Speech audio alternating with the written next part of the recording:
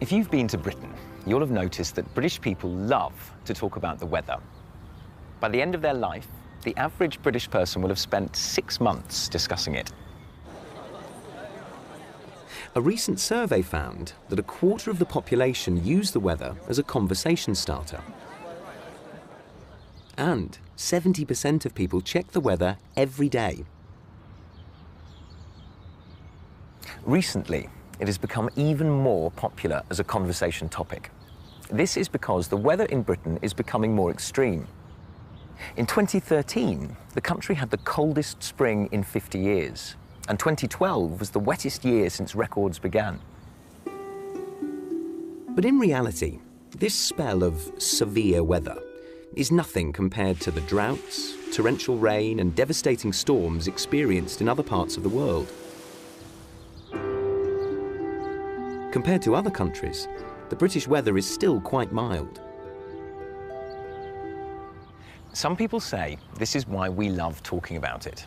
The weather is a safe topic of conversation, perfect for the famously reserved British. But whatever the reason, one thing is certain. This national obsession with weather shapes our everyday lives and has had a huge social impact, influencing the country's economy and its politics.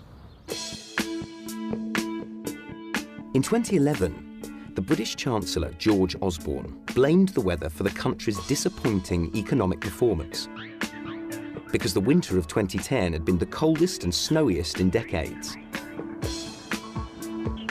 He wasn't the first politician to blame the weather. The former Prime Minister, Gordon Brown, had also used the cold weather as an excuse when the economy wasn't doing well.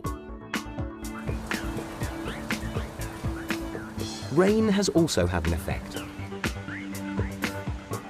In 2012, heavy rain contributed to the very slow growth of the British economy. People stopped going out to buy things in shops, eat in restaurants, or socialise in pubs and cafes. Instead, they stayed at home and kept their money in their pockets. But the role of weather in British politics isn't confined to the economy. British elections are almost always held in the spring or the summer. This is because politicians believe people are more likely to come out to vote if the weather is good.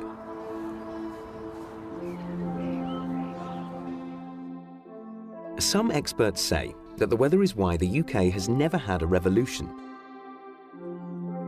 Britain's mild weather means the country doesn't suffer from the extreme heat or extreme cold, which can often cause food shortages, which in turn often lead to rebellion. The British weather has also shaped British culture, and it's a constant theme in both literature and art. Many of the great British artists, such as Turner and Constable, found inspiration in Britain's weather.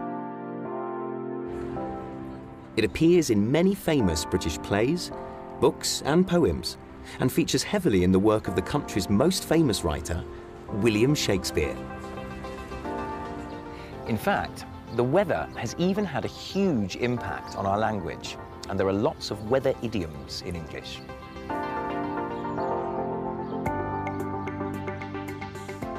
If you say you are under the weather, it means you're ill. And if you're snowed under, you're busy. If you weather the storm, it means you survive something. And if you're right as rain, you're feeling fine.